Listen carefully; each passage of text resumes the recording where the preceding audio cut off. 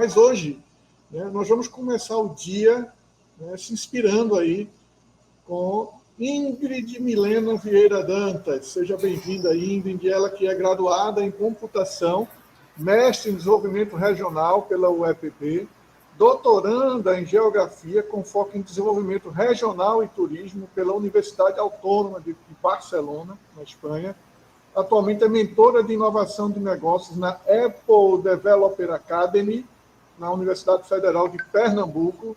Eu não sei o que está acontecendo nessa trilha, viu, Ruth? Só tem gente daqui da região.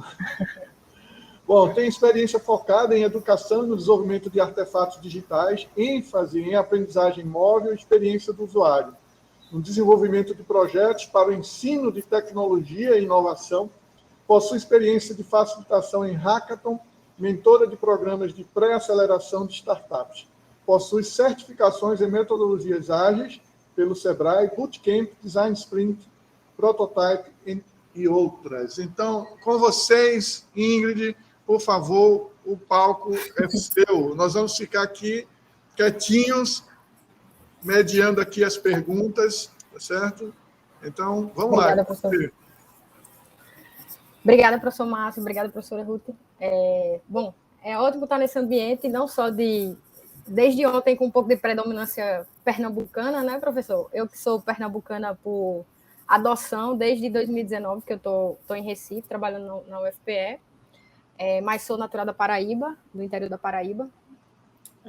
Enfim, obrigada pela oportunidade de estar aqui trocando e aprendendo com vocês um pouco sobre esse ecossistema, sobre o mundo dos negócios de impacto, e trago uma discussão muito mais de provocação e um pouco de inquietação da minha parte, e, enfim, tentar, como disse ontem a professora Ruth na sua palestra, fazer com que nós, pessoas desenvolvedoras, possamos estar levando essa escala e esse potencial que a tecnologia tem para fazer impacto positivo na vida das pessoas, né? Então, eu vou compartilhar aqui minha tela. Enfim, professor, vou contar com o seu suporte aí, enfim, perguntas no chat, interações, dúvidas, tempo também, estou à disposição. Pode deixar. Mas tá ótimo, obrigada. Então, qual a ideia desse processo, dessa conversinha da gente hoje sobre projetar com impacto utilizando o Ethical OS Toolkit, né? Sem dar muito spoiler do que vem pela frente nessa nossa conversa, mas, na real, é muito mais um processo de provocação e inquietação nossa de refletir e analisar os impactos que a tecnologia ela tem gerado no mundo, não só hoje, mas há alguns anos, há algum tempo, só que talvez hoje numa velocidade, numa escala e numa influência um pouco mais potencializada, não é mesmo? Então, a ideia é a gente tentar refletir um pouco sobre esses impactos que estão sendo gerados, e aí não só impactos sociais, ambientais, de sustentabilidade e diversidade, mas, quiçá, até impactos do ponto de vista de relações sociais, relações humanas, do ponto de vista de saúde dos nossos usuários, de saúde mental, enfim. Tudo isso que vem permeando esse mundo do contexto de tecnologia e da vida das pessoas em geral. Para começar, até para dar um pouquinho de fio para as nossas discussões, depois dessa minha apresentação, eu queria que quem se sentisse confortável compartilhasse no chat um título, ou um tweet, ou uma legenda de uma foto que você colocaria que tivesse relação com a primeira coisa que te vem à mente quando você pensa em impacto em tecnologia, né? Então, pense em uma frase rápida ou somente compartilhe aí no chat com a gente o que é que vira a cabeça de vocês quando vocês pensam em impacto mais tecnologia mais impacto, mais mundo, mais pessoas, mais, enfim. Quais são essas inquietações que vêm nas nossas mentes, né? E aí, por que eu peço isso? Até para fazer um pouco de contexto, o professor Márcio trouxe quase que todo o meu um check-up geral aí, né? Foi um raio-x da minha vida profissional e acadêmica, mas eu gostaria de compartilhar com vocês, na real, o que me trouxe até aqui para esse mundo de inquietação de tecnologia e impacto. Acho que o professor Márcio até deve estar reconhecendo algumas pessoas nessa foto. A Maiara, Júlia, Gabi, Laís, são pessoas que foram responsáveis pela minha inserção no mundo da reflexão e do trabalho com o negócio de impacto social lá em 2018, quando eu participei pela primeira vez de um evento nesse contexto, que foi aqui o Fórum Nordeste de Negócio de Impacto Social, finalzinho de 2018. E aí foi um momento em que eu já tinha uma atuação próxima ao contexto de negócios e de tecnologia na empresa que eu trabalhava anteriormente, que era o Sebrae, lá na Paraíba. Mas foi esse evento e foi essa sementinha plantada que começou a me inquietar sobre o impacto que a gente estava provocando nesses negócios que a gente estava criando e, sobretudo, o potencial que a gente tem individualmente, independente do espaço que a gente está ocupando, de levar essa discussão, de levar essa reflexão, né? Então, será que aquilo que eu estou criando, qual é o impacto que eu estou causando na vida das pessoas? Será que é possível criar um negócio, é possível ter rentabilidade, é possível ter lucro, mas é possível impactar positivamente, pensar socialmente, ecologicamente, de maneira sustentável e diversa esses espaços? Inclusive, essa foto aí foi tirada em um evento lá em Campina Grande, que chamou Inovação de Cabo a Rabo, porque justamente era um evento que buscava permear impacto em todas as suas, e tecnologia e inovação em todas as suas vertentes, né, ali relacionada aos negócios. Enfim, só para contar um pouquinho da minha relação com esse cenário de negócio de impacto e de tecnologia. E aí, trazendo as inquietações que eu prometi lá no início da nossa conversa, eu queria perguntar para vocês, e até sugerir que se vocês quiserem anotar isso em um bloquinho, anotar no bloco de notas do celular, deixar visível num papelzinho aí perto de vocês, como pessoa desenvolvedora, qual impacto você espera criar com suas soluções? E aqui, pessoa desenvolvedora, entenda qualquer pessoa que está inserida num contexto de desenvolvimento, de ideação, não só de codar plataformas, ou de codar tecnologia, ou de codar, enfim, soluções tecnológicas. Mas qualquer pessoa envolvida aí dentro de um processo de criação, elaboração de projetos e soluções de maneira geral. Como é que você, ou como nós, como eu, pretendo ou busco causar impacto na vida das pessoas através dessa solução? Particularmente, eu acredito que sempre que a gente se provoca a desenvolver alguma coisa, a criar alguma solução, um produto, a gente tem quase que por natureza o desejo de causar um impacto positivo, o desejo de trazer uma resolução de um problema, uma tecnologia para melhorar a vida das pessoas e assim por diante. Isso, naturalmente, faz a gente pensar que quase todo mundo, quando eu fiz essa pergunta agora, deve ter pensado, eu pretendo levar soluções que criem impacto na vida das pessoas com o meu processo, a minha ideia, o meu projeto, o meu aplicativo, enfim.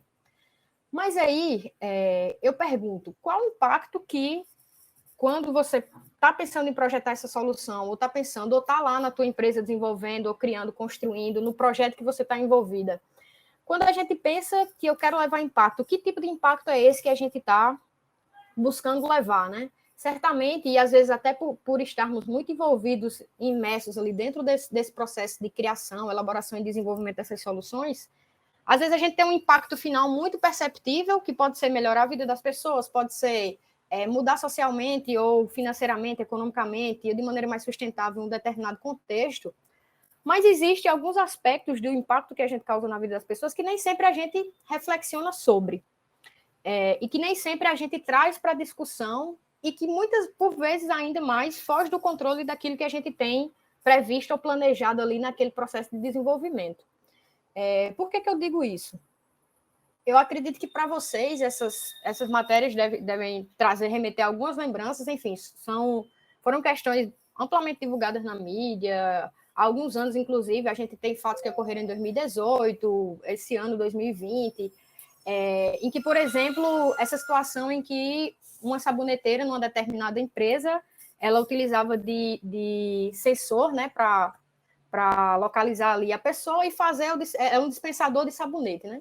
Então, para fazer a dispensa do sabonete ali. E essa saboneteira, ela não reconhecia peles negras.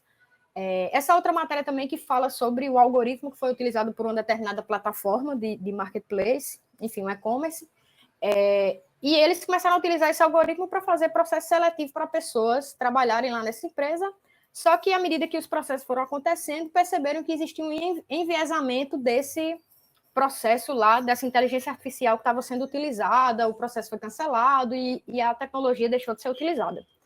Esse caso, essa matéria é mais recente, mas esse é de um caso que aconteceu lá nos Estados Unidos em 2018, de um homem que foi preso injustamente por ter sido de maneira incorreta, reconhecido, né, através de inteligência artificial, como se ele supostamente tivesse cometido um crime de furto. E aí, essa pessoa ela foi identificada por essa inteligência artificial, localizada e presa lá pela polícia local. Chegou a passar 30 horas na delegacia. E aí, depois, ele conseguiu provar que não era ele a pessoa que estava lá e que tinha sido, primeiramente, identificada lá por essa inteligência artificial e depois presa. E agora, em 2021, ele finalmente conseguiu e abriu o processo, enfim, está processando a polícia de Detroit por causa desse equívoco motivado aí pelo uso dessa tecnologia.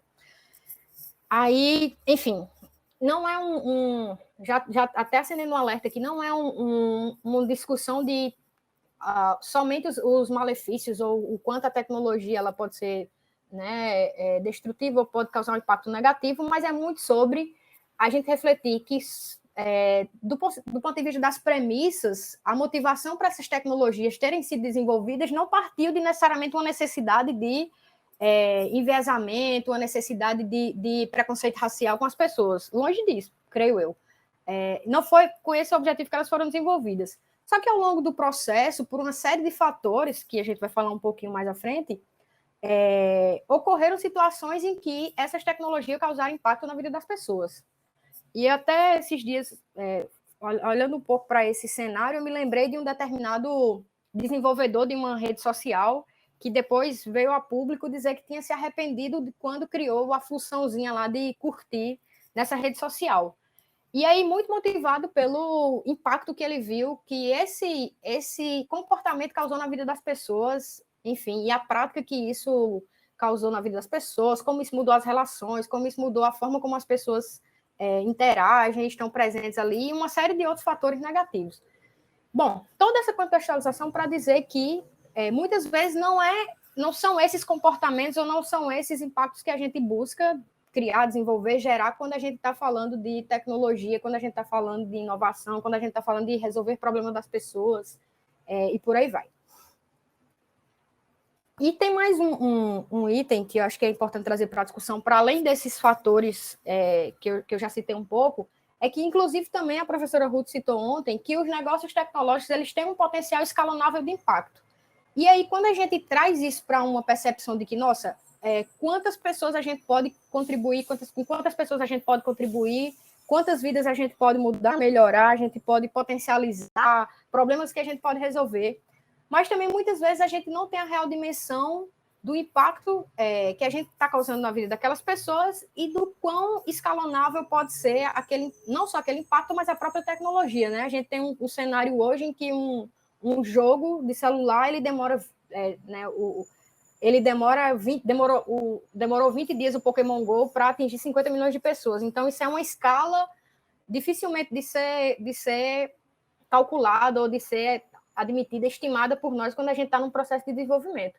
E aí, a gente, na ânsia de desenvolver nossas soluções, de criar nossos projetos e gerar um impacto positivo na vida das pessoas, muitas vezes a gente não olha também para esses aspectos que podem sim causar, pode vir a causar danos e pode vir, enfim, a trazer um resultado que a gente não espera. Pensando tudo isso, analisando esse contexto do mundo da tecnologia, do mundo da inovação, do mundo das soluções tecnológicas, o Institute for the Future, lá no ano de 2018, criou o que ele chama de toolkit, né, esse kit de ferramentas, então, esse guia, que, na verdade, é um suporte para nós, pessoas desenvolvedoras, pessoas que criam projetos e que criam soluções, para que a gente possa, no nosso processo de criação, elaboração, desenvolvimento dessas soluções, trazer suporte de como a gente pode fazer isso de maneira mais ética, né? Como é que a gente pode fazer isso tentando não prever o futuro, porque, particularmente, eu acredito, o Institute for the Future também fala muito sobre isso. Talvez não seja tão trivial a gente prever o futuro, mas a gente possa, de certa maneira, controlar ou influenciar um pouco mais de maneira positiva nesse futuro que a gente está construindo agora. Mas do que se trata esse Ethical Toolkit, né? Lá no processo de estruturação dessa ferramenta, o Institute for the Future definiu 8 zonas de risco, que são ambientes, né, ecossistemas ali, onde eles acreditam que essas tecnologias possam estar impactando ou possam estar inseridas de alguma maneira, né? Por exemplo, quando a gente fala do viés algoritmo ali que prendeu de maneira errada ou que tendenciou o processo seletivo daquela empresa, a gente está falando dessa zona de risco 4, que é sobre a ética da máquina e os preconceitos algorítmicos. A gente, por exemplo, pode estar falando de um processo também da zona de risco 1, onde a gente trata das questões sobre verdade, desinformação e propaganda, né? Então, ambientes, plataformas e tecnologias que venham a potencializar, por exemplo, a desinformação, que venham a potencializar, por exemplo, a criação de inverdades e notícias feitas, né, as famigeradas fake news. A gente pode falar também do processo do risco 2, que é a economia da dopamina.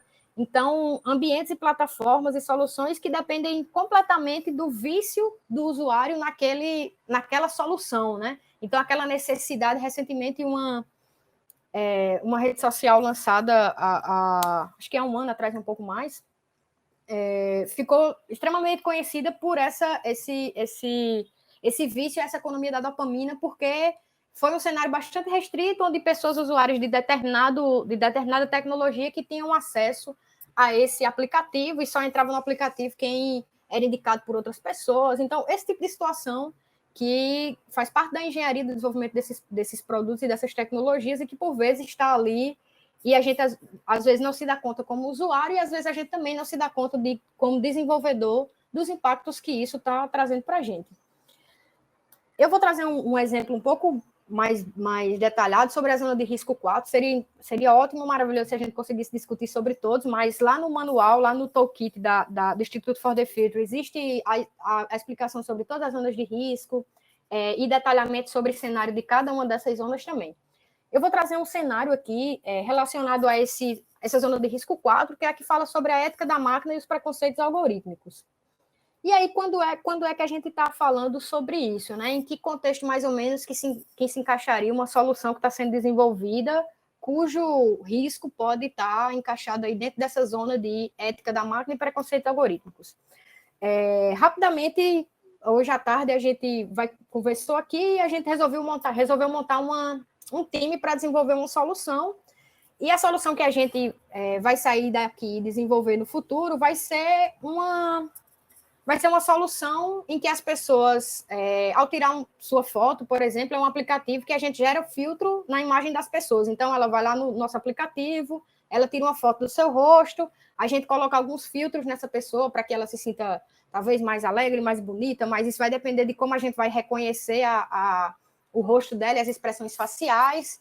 E esse nosso aplicativo, como forma de monetização, a gente vai, a partir da identificação que a gente vai fazer do rosto dela, a gente vai sugerir para ela procedimentos estéticos, a gente vai sugerir para ela filtros que deixem ela mais bonita, talvez, né, com um sorriso mais interessante, quem sabe, né, colorir as bochechas, afinar os cílios, enfim.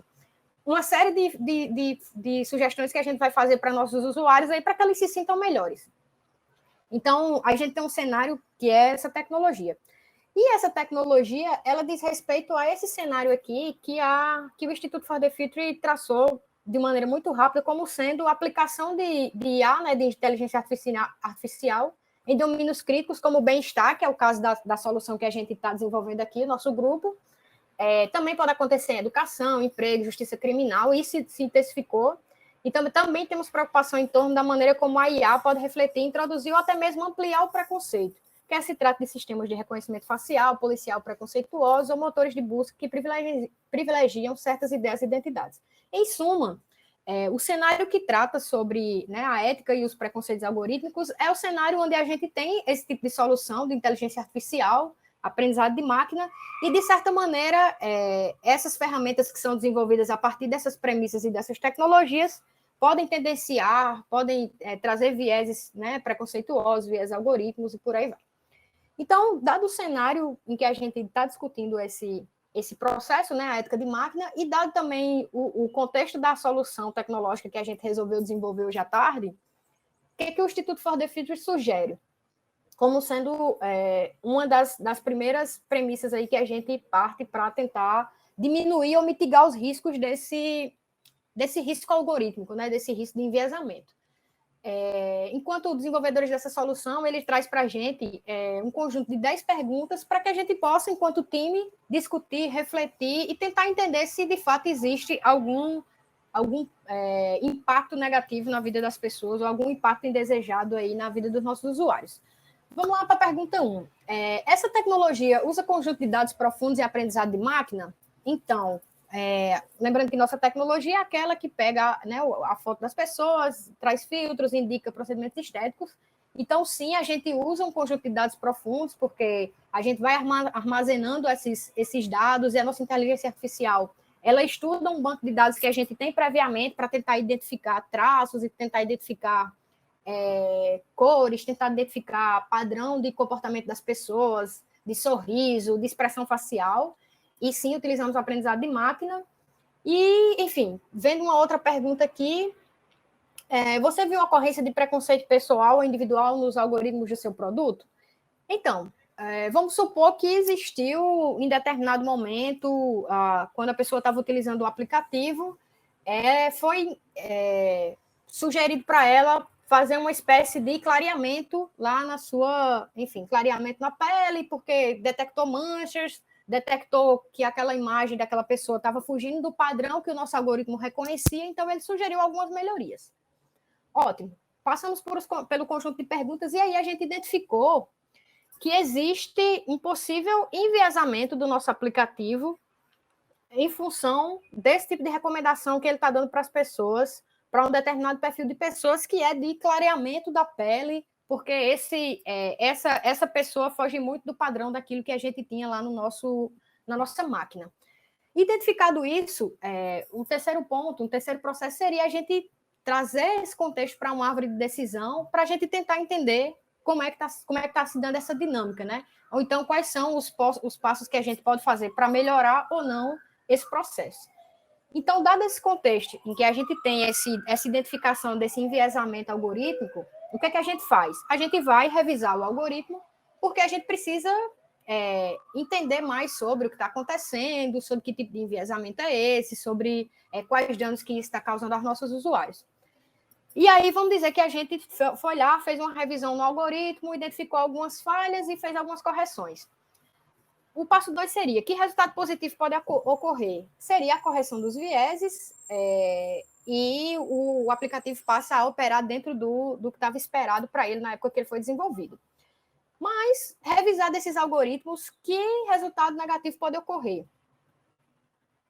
Pode ocorrer intensificação dos vieses. Então, vamos dizer que à medida que a gente mexeu lá na nossa linguagem de máquina, à medida que a gente mexeu na forma como o nosso algoritmo processava essas informações, a gente, ao invés de suprimir, a gente intensificou alguns desses vieses que estavam sendo gerados, e aí, enfim, meio que a gente não resolveu o problema, e a gente agora, além de ter um problema de que as pessoas estão sendo indicadas ou estão recebendo sugestões de clareamento de sua pele, as pessoas também estão tendo, as pessoas, por exemplo, de uma etnia asiática também estão tendo dificuldade de serem reconhecidas lá quando fazem o processo usando o nosso aplicativo.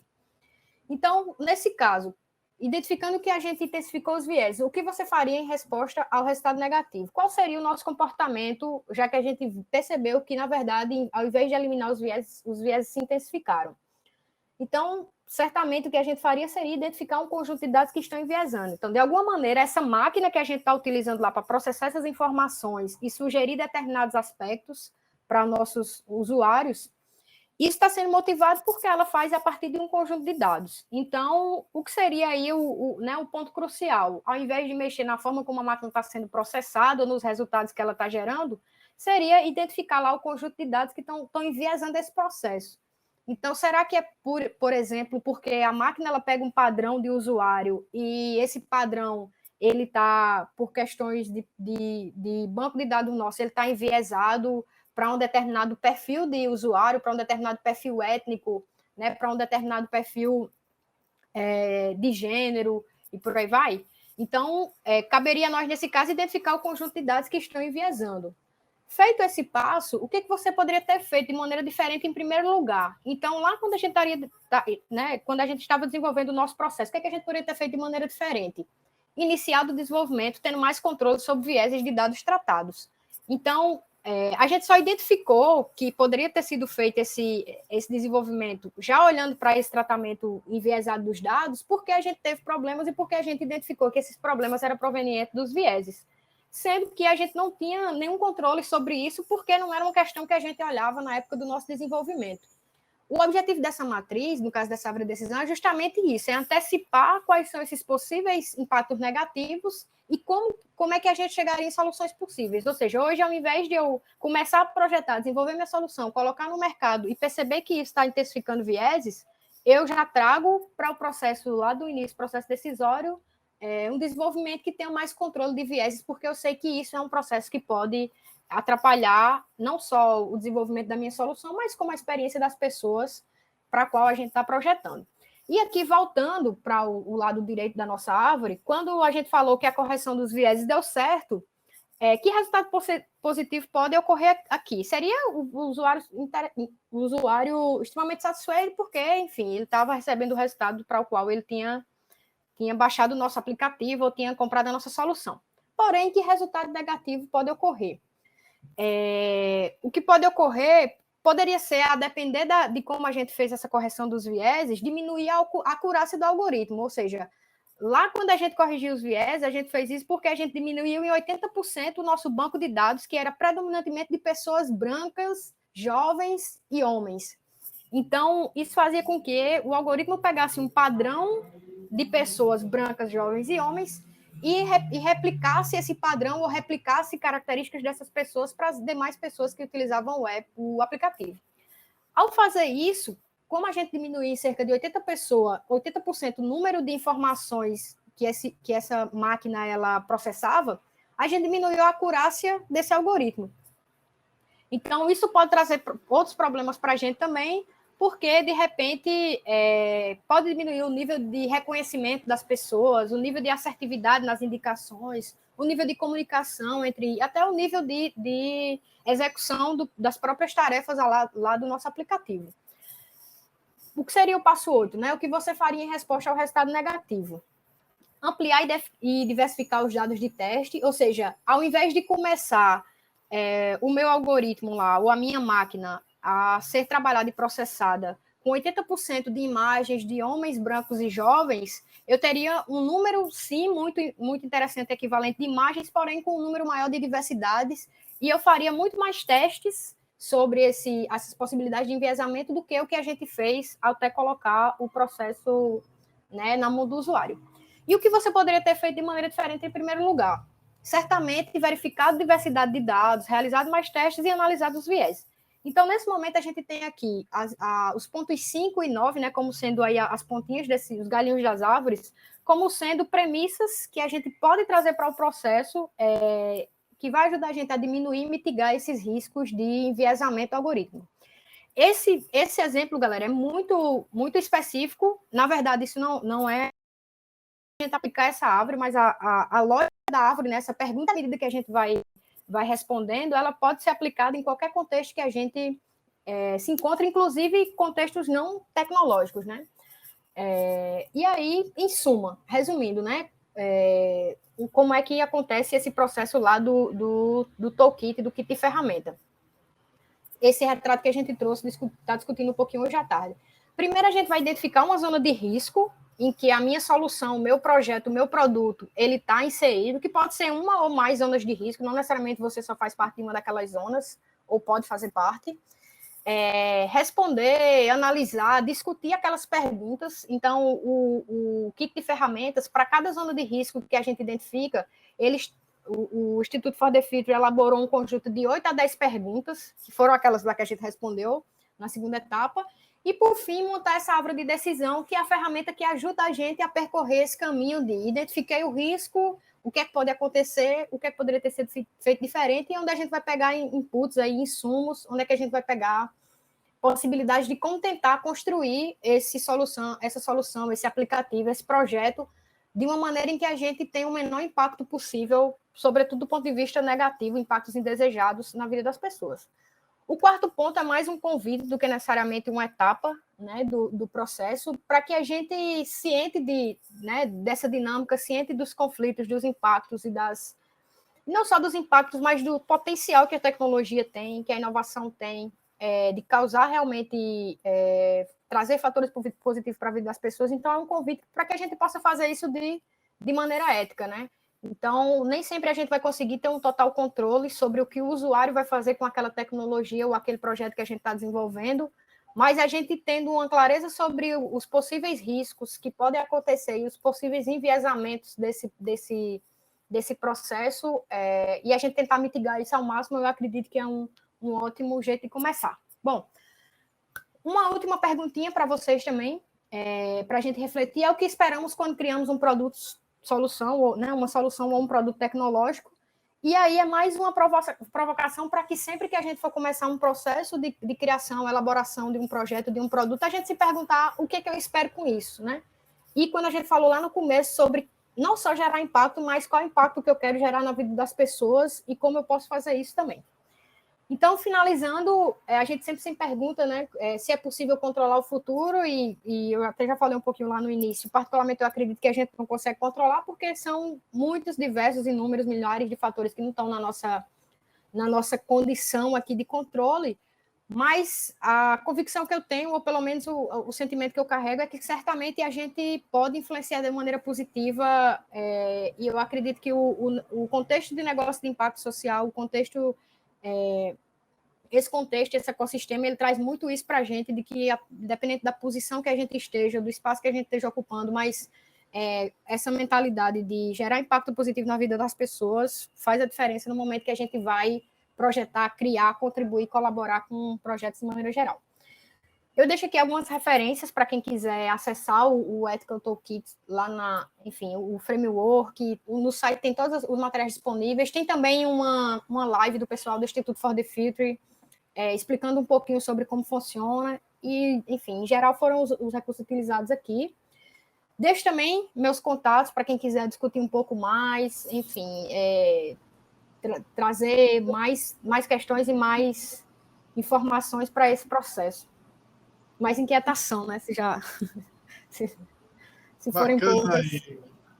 Muito bacana. Vamos aproveitar aí os últimos 3 minutos e 12 segundos. Tem uma pergunta aqui da professora Marina Fernandes. Seja bem-vinda, Marina. Ingrid, incrível a proposta. A busca dos dados que podem gerar viés é feita manualmente? Essa pergunta. Quero dizer, é o próprio sistema que identifica ou é um olhar humano? Essa é a grande... Eu acho que esse é o grande paradigma que a gente tem quando a gente está falando de tecnologia, né? Porque muitas vezes a gente transfere certa responsabilidade para a tecnologia, mas a gente esquece que quem desenvolve a tecnologia, quem programa a máquina, são as pessoas que estão ali por trás. E quando a gente está falando desse processo de vieses tecnológicos, é justamente por isso. A máquina, ela é alimentada por informações que a gente passa. Então, a gente, a depender dos viés ou das informações que a gente coloca lá, a gente vai estar, assim, levando viés. Está levando os viés, de fato, para aquilo que a gente está construindo ali enquanto banco de informação, né? Pensem nessa máquina como um conjuntinho de uma caixinha de brinquedo, né? E aí eu vou trazendo o meu brinquedo, o vizinho vai trazendo o dele, outro vai trazendo o dele, vai trazendo... Só que aí, quando eu... Essa caixinha de brinquedo era uma caixinha que estava cheia de pessoas com pouca diversidade, talvez pessoas de um mesmo gosto musical, talvez pessoas que torcessem para o mesmo time. Então, óbvio que o meu robozinho ele vai ser Santa Cruz, se eu só tiver torcedorzinho que depositou informação do Santa Cruz ali, né, professor Márcio? Então, é mais ou menos assim que funciona. Óbvio que a gente, por isso que a gente precisa ter o domínio sobre essa máquina que a gente está programando, no sentido de que quais informações eu estou colocando lá, e à medida que a gente for, nesse caso específico, né, dos viés algorítmicos, à medida que a gente for se debruçando sobre isso, investigando quais são de fato ali as caixinhas que eu coloquei dentro daquela máquina que estão enviesando o processo. O que é que eu coloquei a mais ou o que é que eu não coloquei necessariamente nesse caso, né? E aí, às vezes, esse viés, ele vem por um conjunto de dados que a gente alimenta, então... vamos né, numa suposição aqui, aquele caso lá dos Estados Unidos, em Detroit, aconteceu e foi identificado que cerca de 80% das pessoas que normalmente são reconhecidas, no caso ali, e presas pela polícia, são pessoas de origem negra, né? E o que se identificou é que, na verdade, havia um enviesamento da máquina. Mas aí a gente tem que investigar por trás. Por que tem enviesamento da máquina? Porque, em geral, de onde é que estão vindo esses dados que estão alimentando essa inteligência da máquina, né? Então, enfim, é uma série de fatores que sempre vai influenciar, mas muito por algo que as pessoas que estão controlando aquela máquina ali estão colocando a mais ou algo que as pessoas não estão colocando. Muito bem, professora Ingrid. Olha, saudade da turma daquela foto que você colocou. Faz tempo que eu não vejo Maiara, mas eu estive num evento na Universidade Federal de Campina Grande. Quer dizer, foi em Campina Grande, né, um fórum de finanças e negócios de impacto. Acho que a Ruth também esteve lá, né? A gente não se encontrou, mas capaz da gente ter se encontrado lá, né, Ingrid? Enfim, muito obrigado aí pela sua palestra, foi muito bacana, inspiradora e mostra que a gente pode também, por meio da tecnologia, resolver diversos tipos de problemas complexos, né, que a gente está vivendo, inclusive na área de tecnologia, né? Uhum. E aí, obrigado.